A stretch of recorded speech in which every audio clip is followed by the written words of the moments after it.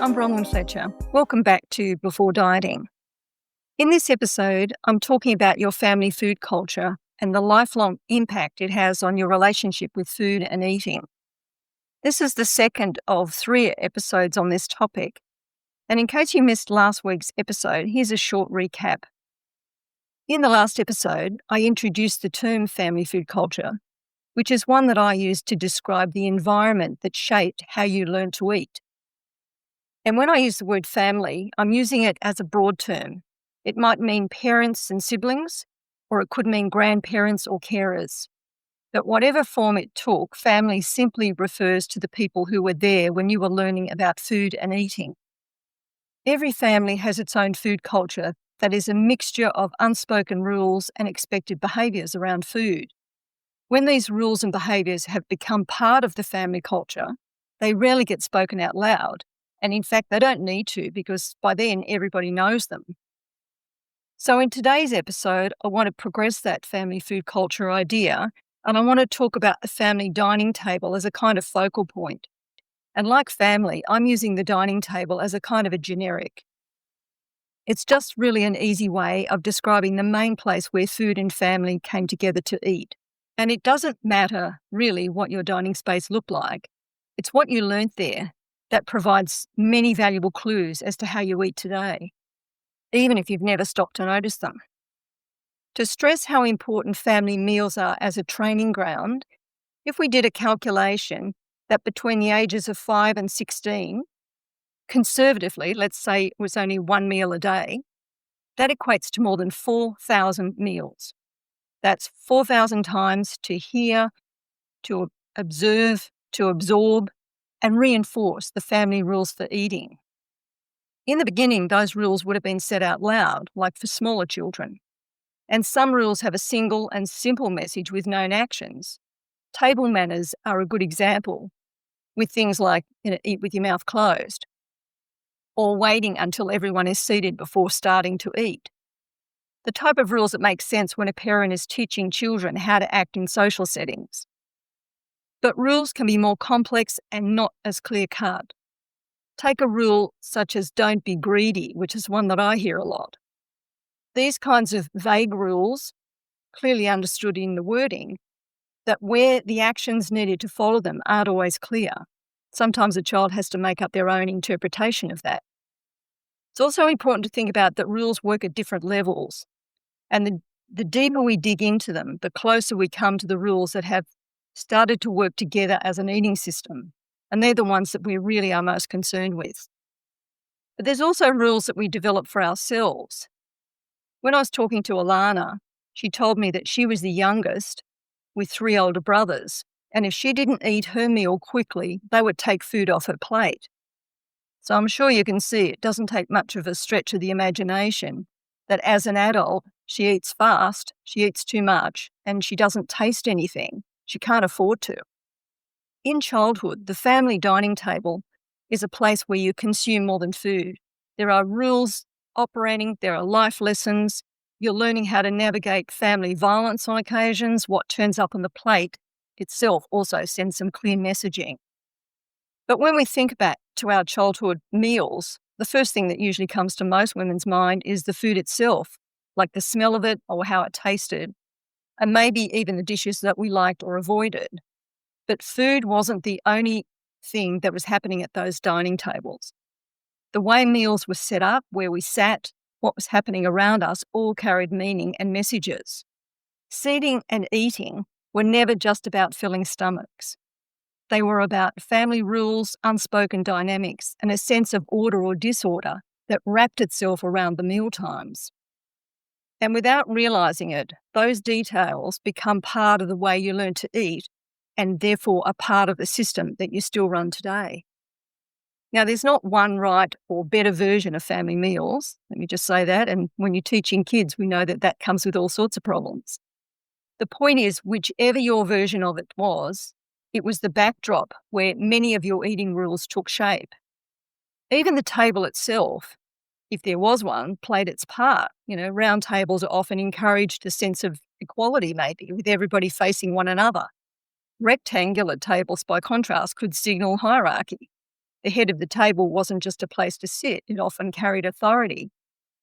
And families kind of fall into patterns of seating as well. So often the seating, though, may not be random. Each person had their place, and over time, maybe that became the permanent place. You may have noticed that certain seats came with advantages. Maybe they were closer to the food, or maybe easier to leave the table. Maybe you could be the first one to be served. So when you think about where you sat, what comes to your mind? Might be good to help bring back a meal in particular into focus, almost like a snapshot. Imagine the table as it was at a certain point in your childhood. What was the shape of it? What type of chairs did you sit in? Where were the doors and windows? Maybe you can see a tablecloth, or maybe you had placemats. Maybe plates were stacked in the centre, or plates came out of the kitchen with the food on it. Just think back and picture where you usually sat. Did you always sit in the same place? Did you feel like you had a seat that was yours? Or did you move around depending on what was happening? Now think about how meals unfolded in different ways. So in some homes, food is served onto plates and handed out, and others, you might have had everything put in the centre of the table where everybody helped themselves. Maybe the condiments were passed around, or maybe asking for more was encouraged or discouraged. Have a think back about what is it do you remember about the operating rules, if we want to call it that, about a family meal. And of course, we have to think about the environment of that dining table. For some women, the table was a place of safety and belonging. Could be that the conversation flowed and meals were enjoyable. But for others, like Ruth, who experienced nightly disgust at having to sit opposite her father who sexually abused her, you can imagine what meals were like in that environment. Alison remembers her evening meals were always tense, and it felt like each night there was a negotiation of moods or silence or conflict of some type or another. Marion, on the other hand, grew up not sitting at her table at all. Meals were eaten on their laps, facing the television with no one talking. She now feels uncomfortable in kind of formal dining settings. Moira always arrived early for meals so she could sit out of reach of her father, as he would randomly lash out and hit whoever was sitting closest. It just shows you how varied these family food cultures can be, but how each one leaves its own mark. The other thing to think about with family meals as well is that when you're a child, it's easy to think that meals just happened, that food appeared on your plate because that's what parents did. But there was always more to it. There was always more going on behind the scenes. Just coming back to the food itself, food availability, how much money was available, how much time, and the cooking skills of parents and carers. All of those factors come to affect how an evening meal might be conducted. Some families might have stretched the budgets, while others leaned on convenience foods.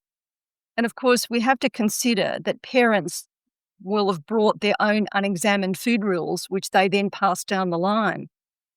Alison told me she grew up in a household where processed food was the only food available.